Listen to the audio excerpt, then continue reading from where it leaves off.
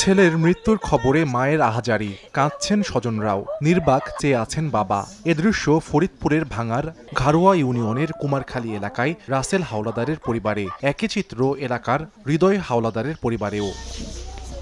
স্বজনরা জানান, ইতালি যেতে বাড়ি জমি ও স্বর্ণ বিক্রি করে আনোয়ার মাতুব্বরের হাতে ৩২ লাখ টাকা তুলে দেন হৃদয় ও রাসেল। গত বছরের ২৩ নভেম্বর তাদের দুবাই হয়ে নেওয়া হয় লিবিয়ায়। সম্প্রতি পরিবারের সঙ্গে যোগাযোগ বন্ধ হয়ে যায় দুই যুবকের। শুক্রবার দুপুরে একটি ফেসবুক পেজে দুই যুবকের মরদেহের ছবি খুঁজে পান স্বজনরা। পরে মৃত্যুর বিষয়টি নিশ্চিত করে ফোন বন্ধ করে দেন দালাল।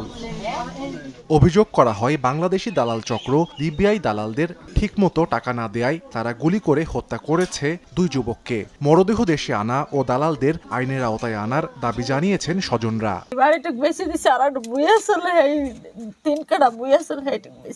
নদীর পাড়ে নিয়ে এই পাশে গুলি করছে পিছন দিয়ে, বাইরে গুলিটা বাইরে গেছে।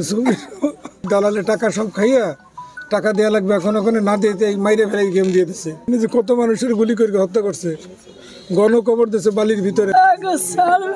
আমার বাবার অনেক কষ্ট দিয়েছে, আমার বাবার বিচার চাই। ভাই আমার খুব আদরের ভাই, আমার ভাইরে দ্রুত দেশে আনি। ছলনায় আর কেউ না পড়ে, আর এই ধরনের দালাল চক্র আসে মানুষের ছলনা না দিতে পারে। দালালদের যেভাবে ধরে আমরা ফাঁসি চাই, আইনি রাস্তায় আমরা আনতে চাই। এদিকে দালাল আনোয়ার মাতুব্বরের বাড়িতে গিয়েও পাওয়া যায়নি তাকে। যোগাযোগের চেষ্টা করা হলে বন্ধ পাওয়া যায় মোবাইল। আর অভিযোগ পেলে ব্যবস্থা নেওয়ার কথা জানিয়েছে পুলিশ। বিষয়টি নিয়ে পরিবার থেকে এখন পর্যন্ত কোনো অভিযোগ দায়ের করেনি।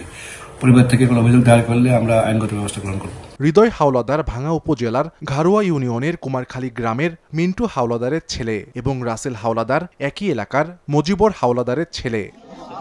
সময় সংবাদ, ফরিদপুর।